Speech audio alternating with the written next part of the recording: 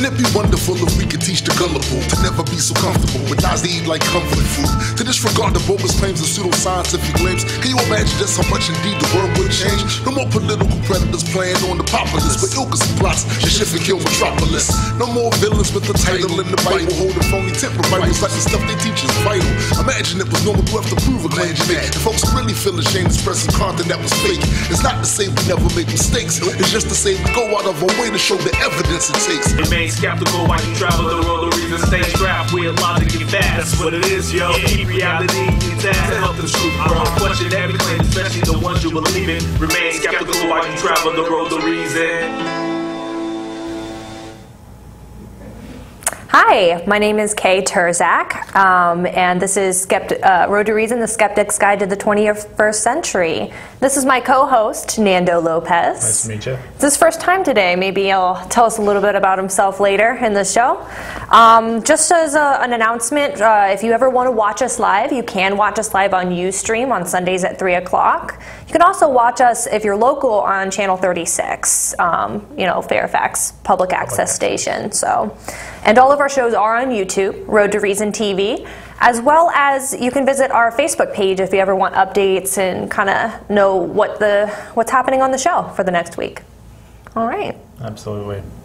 So today we're going to be talking about atheism in the workplace, and I ask all of you to call in. It doesn't matter if you're religious or atheist. We want to hear from you. We enjoy the discussion, so please do give us a call. We'll be displaying the number on the screen shortly. Yeah. All right, so if you do have any experiences, definitely encourage you to give us a call. All right, so as a joke of the week, we're actually going to combine our joke of the week and our atheist thinker news, not news, but we just like to lift up a specific atheist thinker with one of my favorite community. Comedians of all time. And we're going to, Nando's going to do a little impression of George Carlin for us I wouldn't today. exactly call it an impression, but yeah. It's kind of an impression. It's your favorite comedian, right? Yeah, Something like that. Joke of the day. Tell us a little bit about George Carlin. George Carlin is a comedian who pushed the boundaries throughout his entire career. He's famous for the 7 deadly words that you can't say on television, which I also cannot say here today. There's a bit that he actually did about religion that I thought was pretty appropriate for what we're talking about, and it has to do with bull s, which I also can't say on television. Good job. So the joke is he's talking about American bull s. I'm trying to think of another word that I could use for that instead of bull s. Just say bull or BS. Bull, BS. I'll say BS. So big time American BS. And he's going over the things that we do in our society and says that you want to know the champion of big time BS and false promises. It's religion. Religion takes the cake. Religion has convinced people that there's an invisible man living in the sky who watches everything you do every second of every day, and he has a special list of 10 things he does not want you to do. And if you do any one of them, he's going to send you to a place of fire and burning and torture and punishment forever and ever until the end of time. But he loves you. He loves you, and he needs money. Just can't handle money. All-knowing, all-powerful, just cannot handle money. And, yeah. That's a good one. That's good. That's actually one of the ones that I think I have that saved as on my playlist of must-watch videos. Nice, yeah. He's also got a good bit on airline security, which is kind of poignant since I'll be going on a little vacation next week. So. Oh, where are you going? I'm going to Lake Powell in Arizona on a houseboat for cool. about 7 days. So that's exciting. Pretty exciting. Yeah. So for our news today, something that's kind of been in the news if you're inside the conservative Christian community is the Duggar family. Yeah. Josh Duggar had some things happen. A police report was let out concerning some things that he did as a kid. Sure. He was 15 years old, was it? And he... so from what I know, he was 15, and he touched some females inappropriately. They were about 13. I think some might have been as young as 12. Yeah. Inappropriately, allegedly, while they were sleeping. This was all released in a police report that came out. And some of the press agencies that put news out were sort of spinning it and trying to cover up a lot of the important information. We're going to read I was reading the Washington Post, which I thought, oh, well, you know, the Washington Post is a good one to print out and actually read off of to actually like talk about this on air. But the previous article that I read that I couldn't find again, you know, talked specifically using the police report and talking about it, and there was a lot more detail. Oh, yeah. So later in the article, after talking for like, you know, 3 or 4 pages about, you know, how sorry he was, which, you know, you're 15. Yeah. You know, he should have gone to some therapy. Mistakes. But at any rate, according to the Northwest Arkansas Democrat Gazette, Jim Bob and Michelle Duggar told the police they learned of a person improperly touching people at their home in 2002-2003, Josh. According to the Springdale police report, victims also told the police that they have been improperly touched, sometimes while they slept. So before the show, we were discussing the difference between, you know, child experimenting and actual molestation between children. Yeah. You know, what the difference is between that. You know, I think that in this particular situation, there should have been some serious, like, outside help. Absolutely.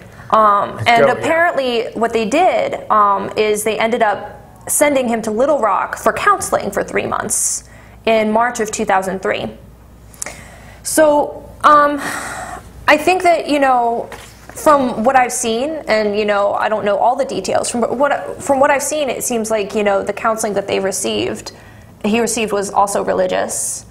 And to me, I'm just like, you know, from my experiences with churches, they have a tendency to not allow outside sources to help them take care of actual issues. Yeah, they want to internalize. It could be a serious issue, but they internalize that issue. Yeah, they try to keep it hush hush, and that's been demonstrated time and again. The priest molestation scandal, they internalize it, they try to cover it up, and this seems like another one of these examples where they're trying to cover it up. It's not even just like, you know, I can understand like doing something that you really, really regret when you were a kid. And I can understand that. However, this seems to be one of those instances of focusing on the perpetrator and how we're supposed to forgive the perpetrator, but there isn't anything hardly in here at all about the victims and how it affected the victims and what they did with the victims and how they protected these girls from being molested again. Right. Instead, it was all about this perpetrator and, you know, helping him, you know, repent from his sins. Absolutely. You know. So I don't know. It's just the focus. I think that the focus was off from the experience. These kind of things happen a lot. Yeah. They don't usually get so big because it's not so politically motivated. Well, it's usually covered up pretty well too. Yeah. Well, and people seem to be, you know, focusing on a lot of the facts of this case and using words like molestation, and that implies, I don't know. I know that the actual definition of the word molestation can be used in this situation, but the colloquial definition of the word molestation implies an older person molesting a younger person. There's about a 2-year age difference, so that's one of the, you know, I think it's more of a case of, I want to use the word maybe even like rape or something like that, because these little girls were asleep when they were being touched like that. They were being touched inappropriately. I think there's a difference between molestation and rape. Right. No, I understand. I have some opinions on that. No, I understand. But molestation, I think, implies something, especially in the news and the way that they're writing about it, that it gives you a different idea of what was going on. It was a 15-year-old improperly touching a sleeping 13-year-old. Yeah. That they would say sometimes when they were sleeping. Yeah. Most of them were sleeping. And it happened over a period of several months. Yeah. I don't know. I can't imagine being a parent in that situation. Right. You know, it ultimately, you know, after returning from counseling, the person, he was taken by, you know, Jim Bob to the Arkansas State Police Corporal. And the officer gave him a very stern talk and didn't report the matter at all to the child abuse investigators. it was completely handled without actual child abuse investigators, people who who study this topic and know what they're doing and actually would have the authority to like help this kid. It doesn't seem like they actually went around the proper, went around the proper. Oh yeah, absolutely. Yeah, and you've got you've got a slap on the wrist for something that is unconsensual and lascivious. Whereas the other story we had the other day about the couple having sex on the beach and getting charged and what happened there? So there was a couple, I believe it was Daytona Beach, but I may be wrong about the exact location, and they were having sex on the beach, and they have been charged and convicted, and now they will spend anywhere between, they're being sentenced right now, anywhere between 3 to, I believe, 5 years in prison, and they will be branded as sexual predators for the rest of their life. They will have to register as sex offenders for having sex on the beach. And I know, I mean, I do feel as though this crime, and it is a crime, and it's covering up, and the slap on the wrist that happened with this 15-year-old kid, it should have been punished a little bit. It should have been treated a little more severely. I mean, you can get in trouble. There were some instances at my sister's school where some older boys, and I don't believe they were over 18, were receiving text message sex from some of the younger girls at their school, and that is child pornography. That's considered child pornography if you're under the age of 18, under a certain age, and you send text to somebody, and he got into a lot of trouble for that. I don't know. Absolutely. So. Well, it as you does should, seem and that like a stuff slap can on get out the on the wrist. internet, It's a hard situation because you think, oh, well, if he hasn't done anything since, again, they did just come, it seems like, they did a lot of, going around actually getting into, actually dealing with it. Yeah. But if he's never done anything since, I can't imagine, I don't know, it's one of those situations where you're just like, man. Yeah. I wish people just don't do that kind of thing. So. Absolutely, yeah, and one of the worst things about the abuse in the religion, abuse inside of a religious organization, is people go to their churches trusting in their churches to protect them. They're looking at them as these institutions that are gonna uphold and protect them, and in situations like this, that's not happening. You've got a lot of victims here who aren't being protected, and the perpetrator is the one that's being projected. And I want to make one point before we go on to our PSAs. So when churches cover up an individual's, molestation or rape cases, what they're doing is taking on the responsibility for the individual. They could throw the individual under the bus. They could say, no, this person did something wrong. He deserves the punishment under the law. Yeah. However, they don't. They decide to cover it up, and therefore they take that responsibility. Well, luckily, God forgives every sin, so luckily they're good to go. Anyway. Just confess it to God, and you're fine. Whatever you want to do. So we're going to go to PSAs now, and after the PSAs, we'll start talking about atheism in the workplace. Yeah.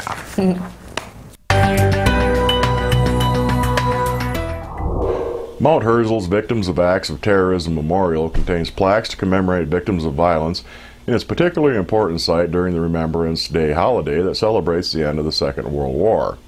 This year, the memorial was to have added the name of Mohammed Abu Qadir, an East Jerusalem Palestinian teenager who was burned alive by 3 Israeli extremists after being abducted from his home last year. The Israeli government has proposed the addition, which would include a financial stipend to the boy's family. However, there has already been an outpouring of opposition from Israelis who felt that the memorial should be reserved for Israeli soldiers and private citizens who have been victimized by Arab violence over the years. But the government reversed itself after the teen's own family denounced the move, saying they wanted no money or recognition from the Israelis and that their son was, instead, a Palestinian martyr, and they would find his inclusion on the Israeli memorial shameful.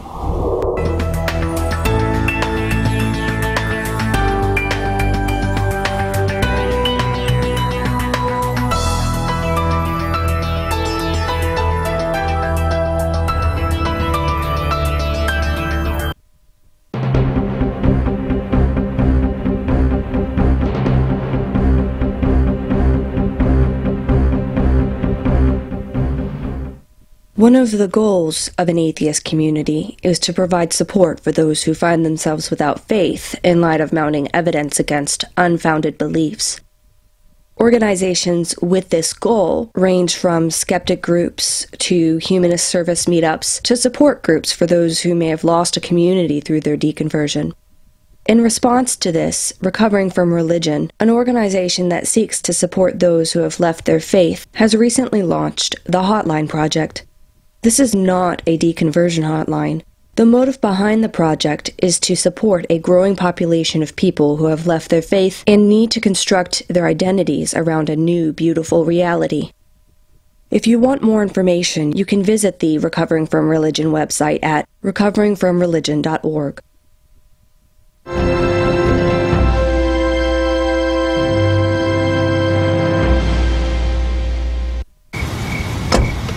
Thank you, dear. Oh, you're very supple. Just like I was at your age.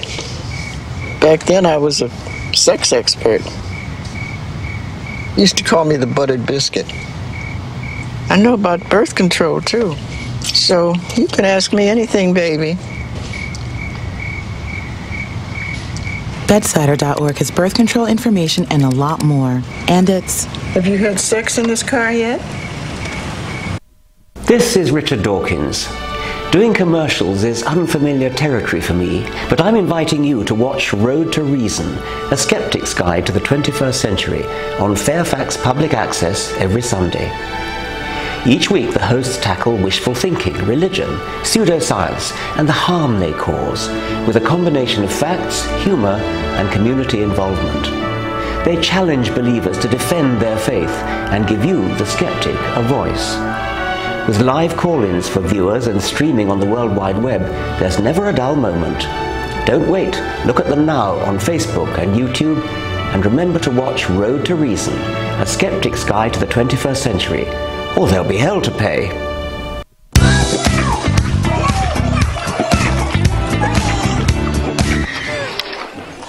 Looks like it's done.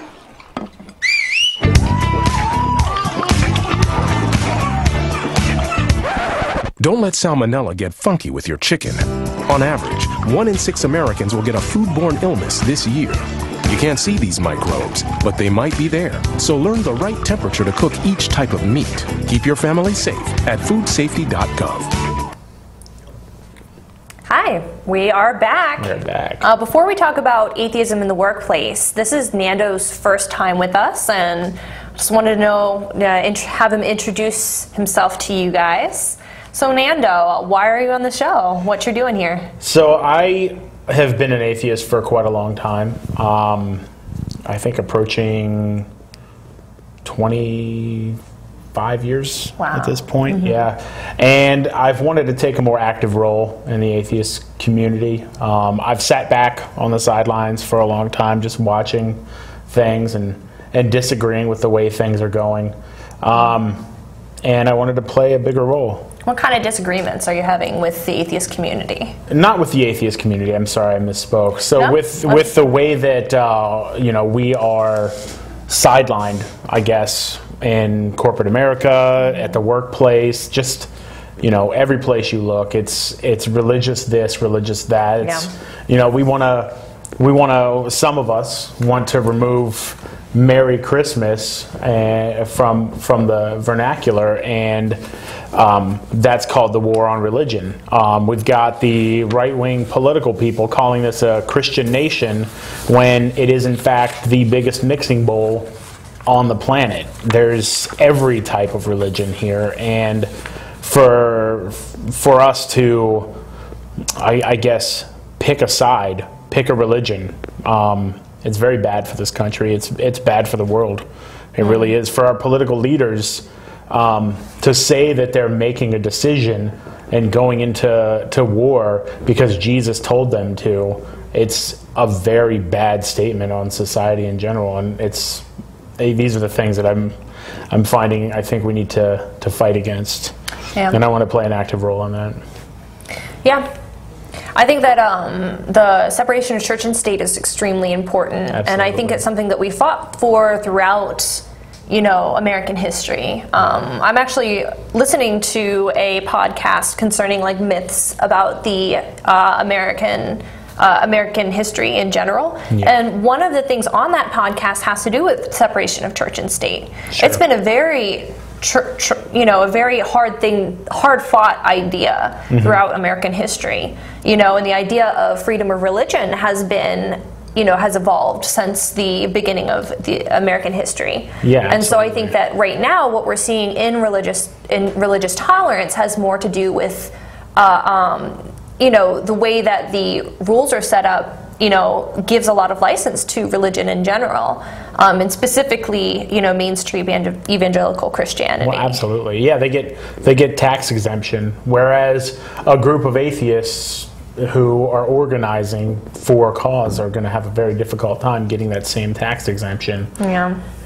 There should be equal footing. There should be equal rights, but it's just not the case. And that's a big reason why I wanted to talk about atheism in the workplace today, because I think that even though there may be a difference between the way somebody like you, who's young and has maybe just entered the workforce versus somebody like me who's pretty much had every job imaginable, there's a very different feeling that we have. You have to guard your religious beliefs or lack of religious beliefs. So we actually work in the same workplace. We do. And that's one reason why we got to know each other. It was kind of funny because I was just reading a book, and it looked like a book, I guess, that an atheist would read. And, he started saying some things that were just like, it sounded like something an atheist would say. And then we ended up talking about religion and, atheism in general. Yeah. So you were talking about the difference between younger people in the workplace as opposed to older people in the workplace. Yeah. What has been your experience in general, and then specifically at the place that we work, with religion in the workplace? Well, what's your perspective on that? It's actually an unfair playing ground. You've got everywhere you go, every cubicle, every office, you see religious symbolatry. I'm not saying people have crosses up on the walls or they're not burning Jesus candles, but there's little phrases like "thank goodness I am forgiven," stuff like that, which is an obvious religious. Isn't it "Thank statement. God"? I saw that sign. Yeah, I think it might be "Thank God." I'm not sure. It's "Thank God I am forgiven." It's TGIF. It's like "Thank God I'm forgiven." So yet if I put a sign up on my desk that said "God is dead," Nietzsche, I'd have to go down to HR. But that's that kind of double standard. People can sit in the break room and talk about their religious experiences and talk about different things like that. And Paul Sheehan, who's our producer, he mentioned earlier that, and I thought this was actually a very important point, you dedicate as a workforce time for your employees to pray. You give them time where, the Muslims are going to need a little bit more time to pray than the Christians, because the Christians only pray, I guess, before they go to sleep. Or whatever, but you got to pray 5 times a day. So you have to dedicate this time for a Muslim to pray. And what about the atheists? It's almost like you give a ton of extra smoke breaks to the smokers, but the non-smokers get nothing. Yeah. You give a bunch of extra prayer breaks to the Islamists or the Christians or the religious people, but us atheists, we don't get it. We don't get that extra treatment. I'm going to say a little bit of something about religious symbols in the workplace, specifically Christian symbols, and the motive behind a lot of evangelical Christians in their symbols and how they want their symbols to be seen. Yeah. But before I do that, I actually wanted to read off the Title VII of the Civil Rights Act of 1964, which allows for and protects. Allows for and protects, religions in the workplace. So Title VII of the Civil Rights Act of 1964 prohibits employment discrimination based off of race, color, nation, national origin, sex, and religions. Similar to the requirements of the American Disabilities Act, the Title VII requires that employers provide reasonable accommodations for religious practices of an employee or prospective employee unless to do so would create undue hardship. And the problem with the wording of it is that unless it would create undue hardship is very vague. So a company that's founded by somebody who's religious may have something completely different in view when they're talking about that. They might, think it doesn't create undue hardship to give allowances for Christian symbols. Yeah. But if somebody wanted to pray 7 times a day, then taking 7 breaks a day is undue hardship or something along those lines. And it doesn't protect anybody who's not religious from having religious symbols imposed on them. Yeah. When I was religious, part of the group that I was a part of we focused a lot on evangelism, and everything that we did, including going to work, had the tint of evangelism on it. We were supposed to go to work and have in the back of our heads who we're going to reach out to. Now, we had to be careful. We had to be as sly as snakes and innocent as doves, as the scripture goes. That's actually a scripture in the Bible, and it's in reference to reaching out to people. Jesus asks us to be as sly as snakes and innocent as doves. We had to be very careful about how we did it in the workplace, but we still, our goal was to, hang out with somebody and then reach out to them and share the Bible with them and hopefully get them to have a Bible study and, convert to our religion. So when somebody's wearing a religious symbol, it's hard for me to think anything but, this is more than an expression of self. Yeah. Even though some people might not actually be thinking that when they're wearing that religious symbol. Yeah, right. Well, and they're taught that is the norm to spread the gospel, and it's in every religion. It's a tenet in every religious text I've ever read to spread the word of God, and if you are not, you are doing a disservice. You really are. And it's something that you are required to do, and that's. Have you ever had any awkward conversations at work where somebody's actually talking about religion to you or in front of you? Has anybody done that to you? Yeah, absolutely. There was actually a good, incident a couple months ago where 2 of my coworkers were out front in the smoking area and talking about religious services and Ash Friday or Ash Wednesday while smoking. And they asked my opinion, and I said, I don't think you really want my opinion on this, trying to, brush it off. I don't want to go to HR. And they said, no, we appreciate every opinion. So I laid it down on them, and I started talking about my religious beliefs. They actually asked you for your opinion then? Yeah, they did. They didn't appreciate my opinion like they said they would. What'd they say? Afterwards, they did seem a little offended, and they sort of stopped talking, and I was like, well, good talk, guys. Yeah. I'm going to head home, and I left. And, I'm sure that they went around and talked to the rest of the religious people in their little circle about what kind of a terrible human being I am. Do you think they would have done that? I don't think they would have. I feel like they did. And I don't know who you're talking about, obviously, but, I don't think it's something, that might be a projection, not projection, but I don't know. You don't know that they did that. Based on my experiences with the religious community and with the people that I know, they do that. There's a lot of judgments. Let he who has not sinned cast the first stone, and thou shalt not judge others. Or I'm not sure I'm getting that quote exact, but there's an incredible amount of judgment in the religious community for even other religious people. It's mind-boggling. Yeah. Have you ever felt like, in the workplace, your not religious views have become any kind of a hindrance? Do you feel like you're ever able to actually ask for anything, ask for anything based off of that? Or have you ever felt discriminated against that you couldn't overcome? I've been in my position, I talk to people, and it's my job to convince them to see things my way. And and I've been coached to use terms like, God forbid anything should happen, and that's obviously something I'm not going to say.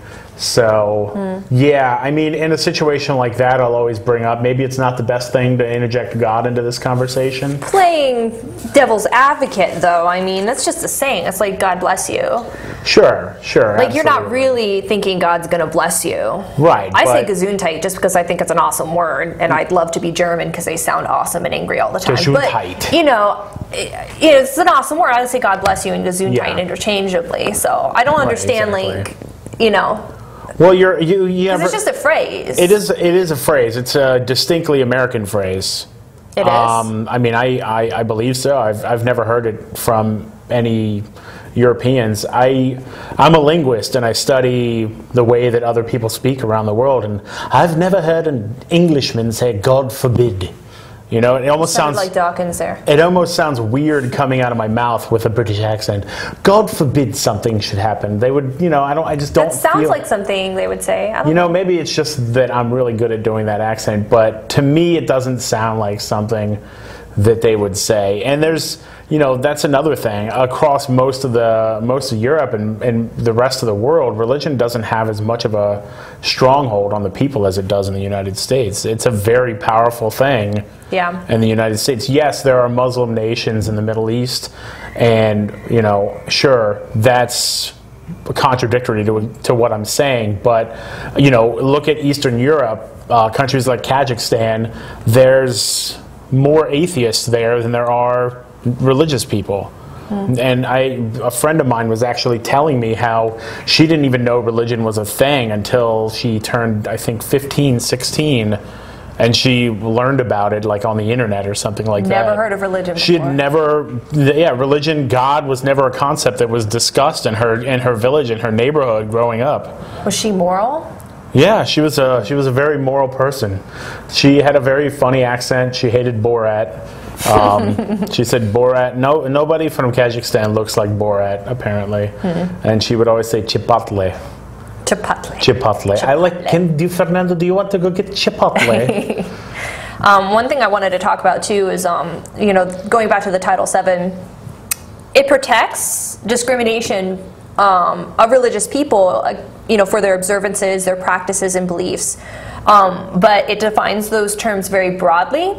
So it's protecting this, you know, the practice of this in the workplace with reason, you know, because that's vague too.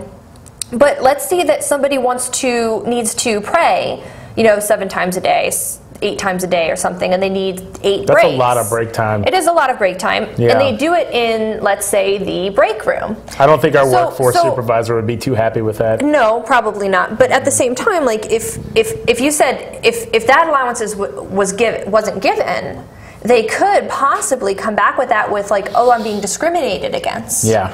It's very easy, and it might not be that extreme, but it might be something small, like, oh, you can't have, you know, your religious symbols, big religious symbols that are calling other people out for not believing in what you believe. Yep. Well, there's a very, like, fine line there, you know. Yeah. And, you know, you're not supposed to talk about religion in the workplace, but it happens. Right. Like, you're going to bring it up if that's a part of your identity, and or if you believe that you should be reaching out to people and trying to convert them.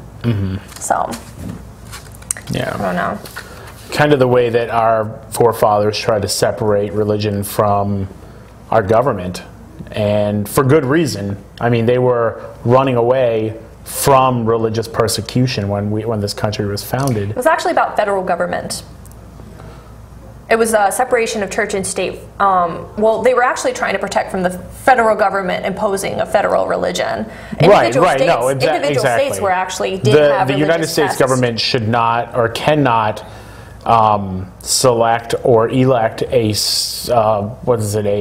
national religion or something like that. I'm not getting the exact quote. It's just like the individual states did still enact their own individual religions, which wasn't.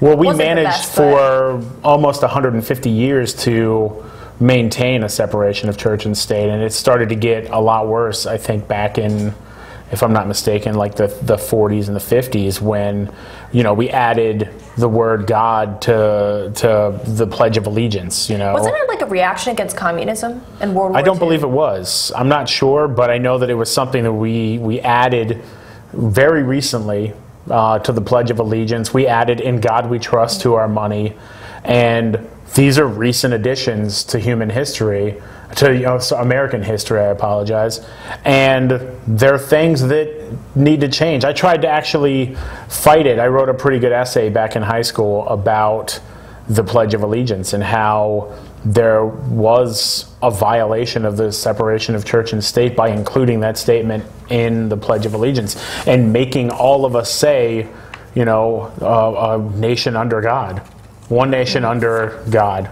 Because we're not one nation under God. We're one nation under many gods and a lack of gods, and it's offensive to me that that's in there. And I mean, it's a small battle right now, and I'm sure there's more pressing issues to take care of, but I would also at some point like to remove that from the Pledge of Allegiance if possible. Yeah. Do you think that atheism should be a topic that we should be allowed to talk about at work, or do you think you'd rather have none of that being talked about at work?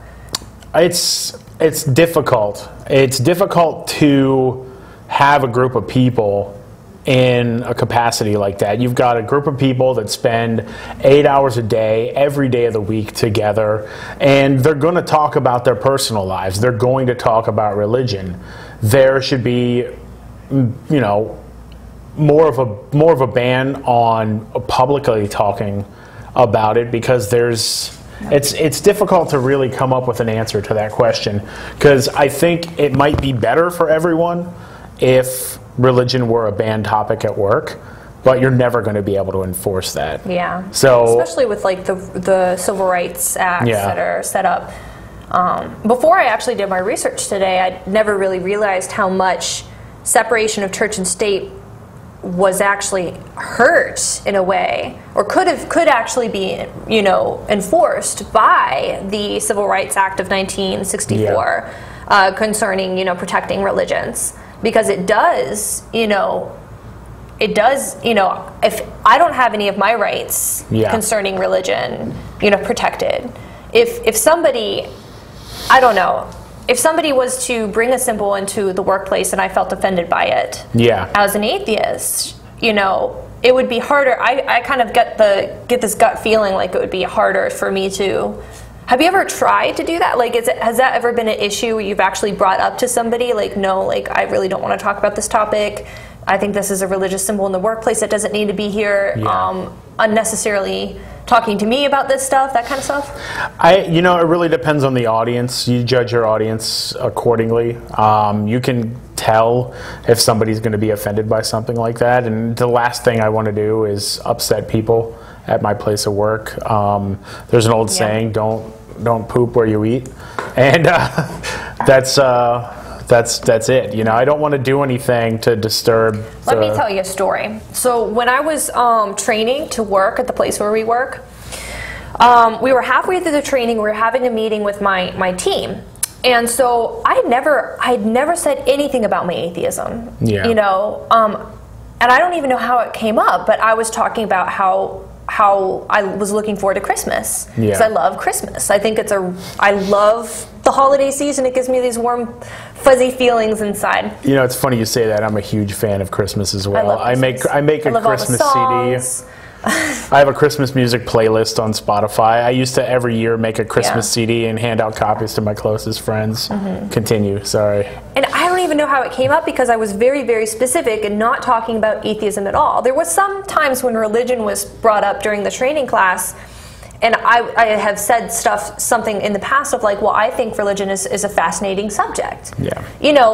As a means of talking about it and having a lively conversation and bringing it away from myself. I don't want to talk about my views on, like, my personal religious views. But it's an interesting topic. I'm willing to talk about this with you because it came up. And so one of my coworkers just burst out when I said this. He said, "Aren't you an atheist?" And I was just sitting there going, "Oh my God." He just called me out. It's funny in the way that you say that. I was very specific and very purposeful about not doing that. So I can kind of guess who it was, but I'm not going to. But I think I know who it was. We all know who it is. At any rate, we actually have a caller, and I'd love to talk to this caller. Do we have a name for this caller? Okay, so we're going to talk to Anonymous today. Hey. Yeah, hi there. No, I happened to catch Pardon me? I'm in the gym working out. Okay. Good for you. Yeah. Anyway, I would kind of advise you just to maybe lighten up a little bit. There are many people who agree with you. I think if you get upset at every cultural reference to God, you're going to have this awful time. There are groups of people. Yeah. Yeah, I definitely. There's ethical culture. Yeah. I definitely agree with you. I'm getting feedback, I think. Yeah. Okay, but like I said, there's ethical cultures, there's Unitarians who have a variety of beliefs, from believing in God to not believing in God to a humanist or atheist, and I think generally the young lady seems to be okay with everything. And Nando, I believe your name is. If you want to be upset with this stuff, you're going to get an ulcer at a very young age. So best of luck. A young age. Young age. All right, good luck with everything. Take care. Bye-bye. Thank you. It was great hearing from you. Absolutely. Yeah. So I kind of sort of agree when it comes to, we can't sit there and argue about every single reference. The thing that I have an issue with is if we have a kind of an anti-position. Yeah. I'm going to be very frank about that. We have an anti-position. And it's hard to navigate that anti-position without being anti. And so when religion comes up in the workplace, I am put in this spot where as soon as I say I don't believe in this, it becomes that conversation. Oh, yeah. You're going to hell. As soon as somebody calls me out for being an atheist, as soon as that happened, I didn't know what to say. I was afraid of agreeing, but I didn't want to lie because I don't like lying about that kind of stuff.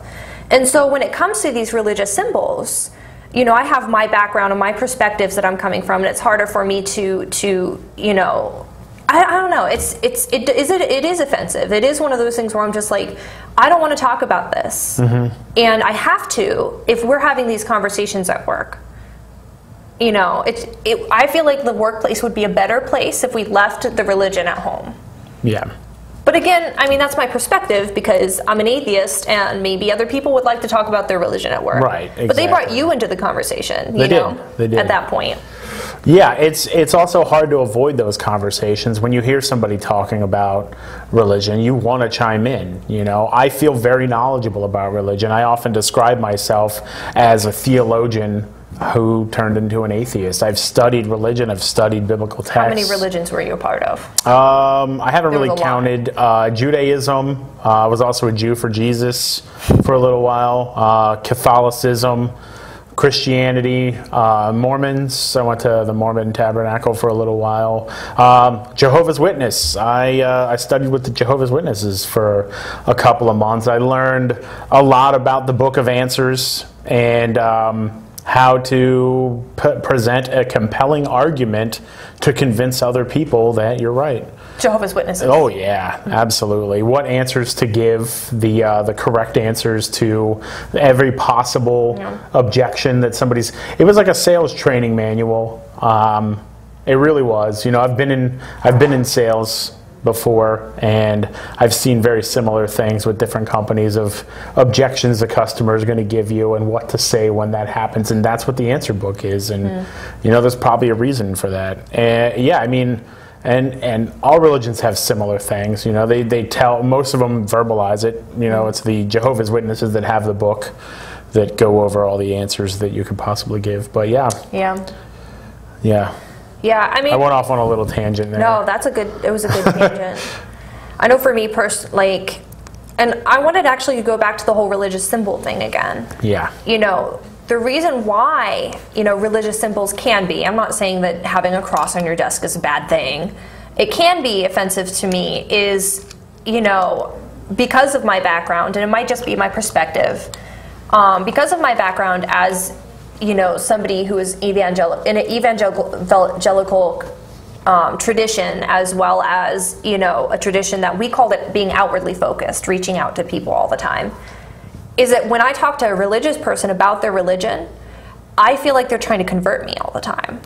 And it might be paranoid, just because that's, you know, how I've come, you know, my experience with it has led me to believe that.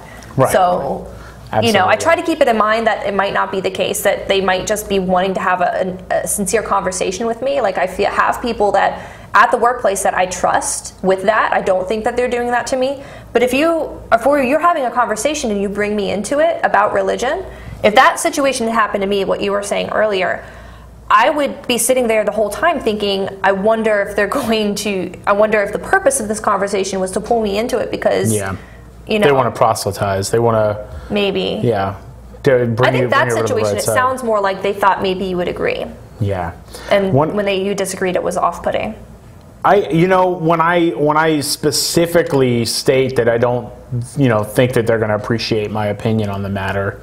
And then they say it again. And then they say, no, go ahead. We appreciate all the opinions. And then I give my opinion, and then it turns into an awkward silence.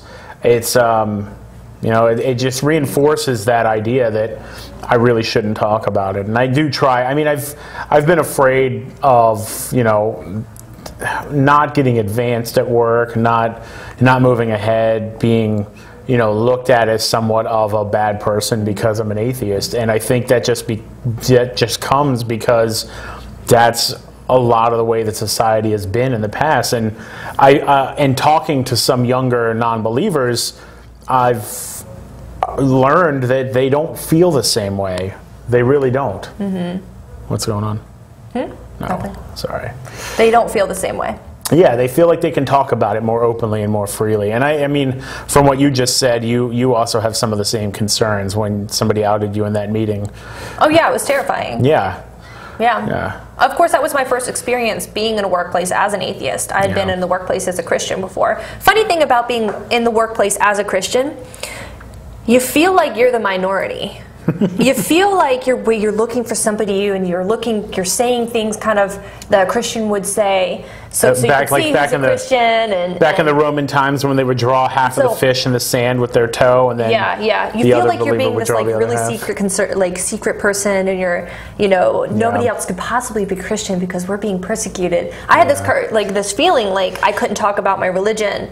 And then when I found somebody to talk to, we would talk about it all the time and try to bring people into the conversation. And we get to be, faith buddies together, and, which I get the same kind of feeling towards people that I know don't believe in things in the workplace.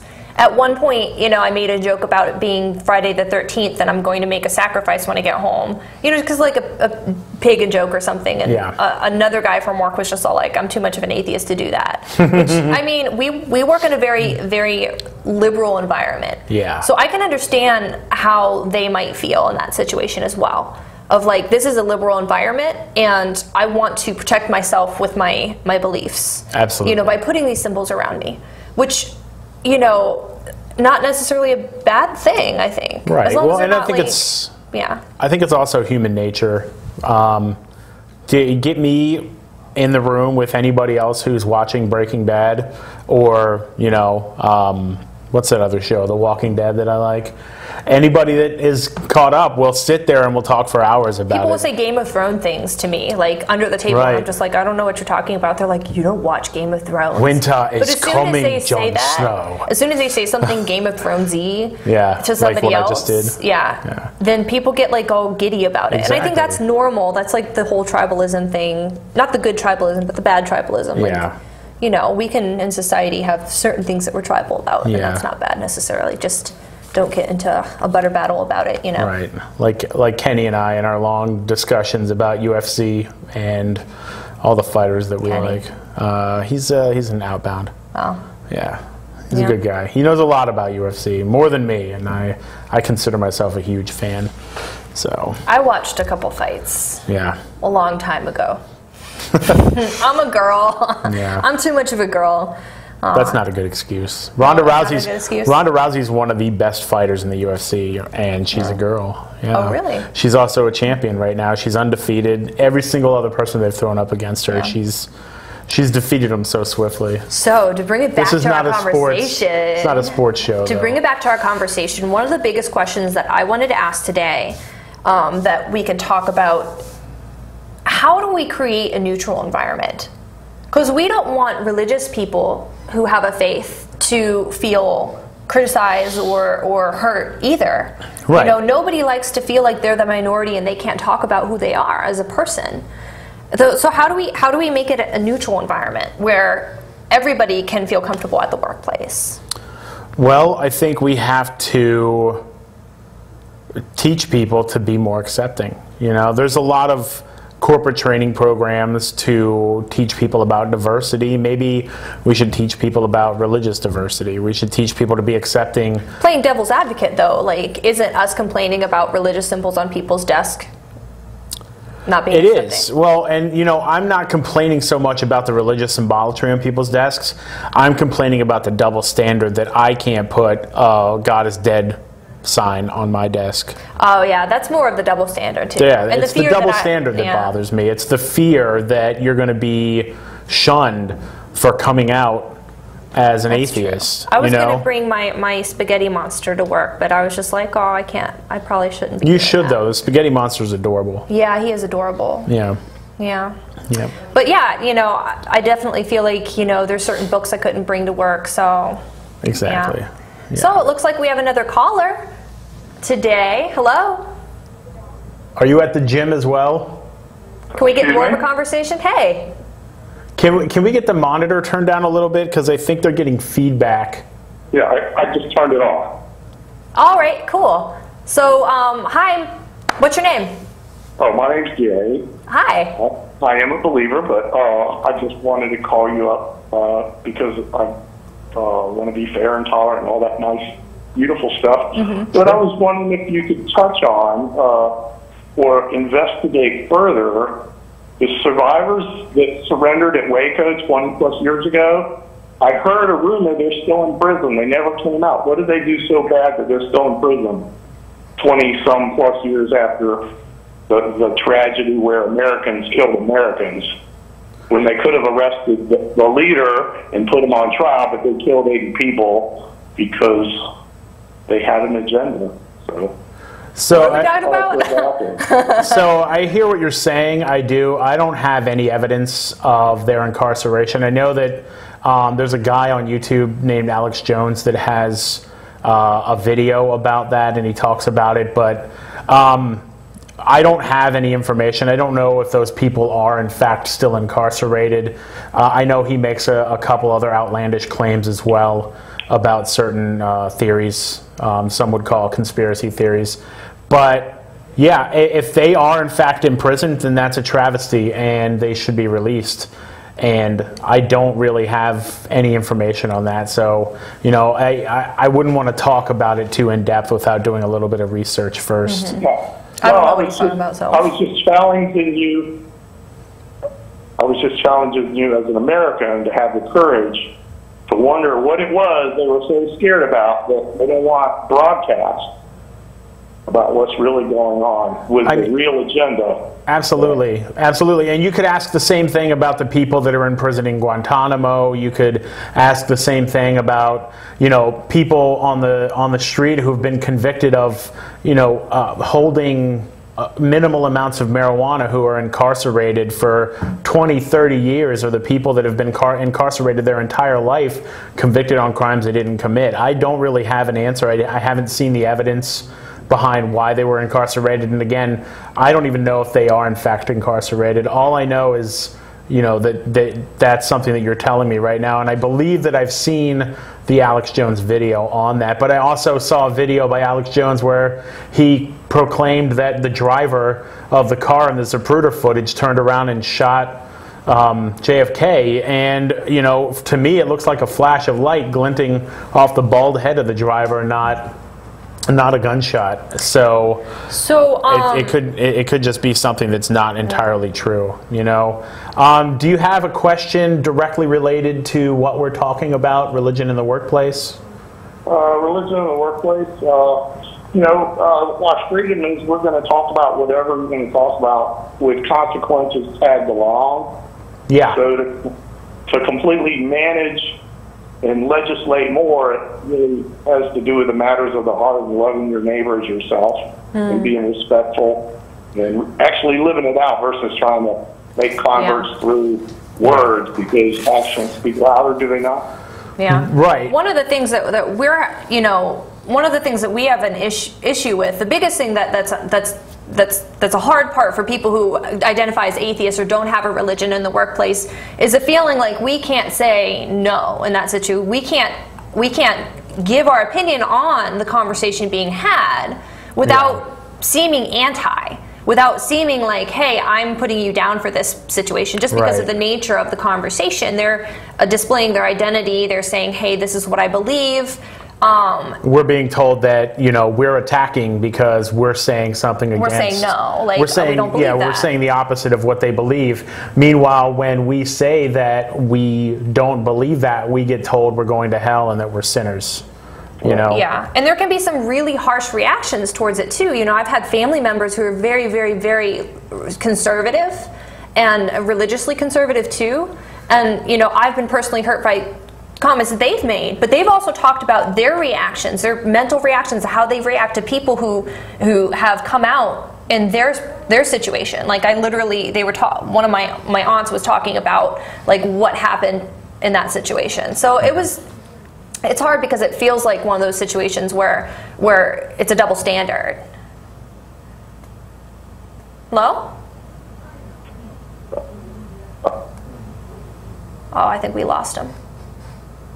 Well, it was a pleasure speaking with you. I really appreciate you calling in, and you do bring up some valid points. And you know, I personally am going to look a lot further into the Waco, Texas thing that you were talking about, because if that is in fact the case, you know, there needs to be a fight against that. That should definitely give us a call sometime. We appreciate the call. Any calls that come into us. So we do like calls. Oh, anyway. So, I mean, that's I guess the point of, you know, the conversation today, is just to talk about, you know, there can be a double standard there, and a part of that has to do with the fact that, admittedly, we do have an anti-position. Yeah. And so we don't have anything that we're necessarily fighting for other than I don't want things imposed on me. Yeah. So we're not saying we don't have any particular beliefs that we're trying to impose on other people, that we want other people to respect, other than leave me alone. Leave me alone. And that's the problem, is a lot of religion has to do with not leaving people alone. Yeah, you want to put that in people's faces. Yeah, well, we got 2 minutes left, so. Yeah. But yeah, did you want to plug your YouTube channel or anything concerning, because we got about a minute left. Oh yeah, so we have to, yeah, absolutely. So, I mean, my YouTube channel is Potential Side Effects. And we just do sketch comedy. That's it. You know, nothing atheist related. Although I do have a pretty funny skit about somebody coming back from 2,000 years of respite to find out that the scrolls that were supposed to be planted in a tomb were never planted by the guy he hired to do that. So he's been lying in wait for 2,000 years for nothing. So yeah, I mean, that's a funny one. That's religious based. So, for anybody who's watching who didn't tune in at the beginning, you can always catch us at 3 o'clock on Sundays, Eastern Standard Time at Ustream or Channel 36 local. Thanks for tuning in, and thanks for calling, you guys.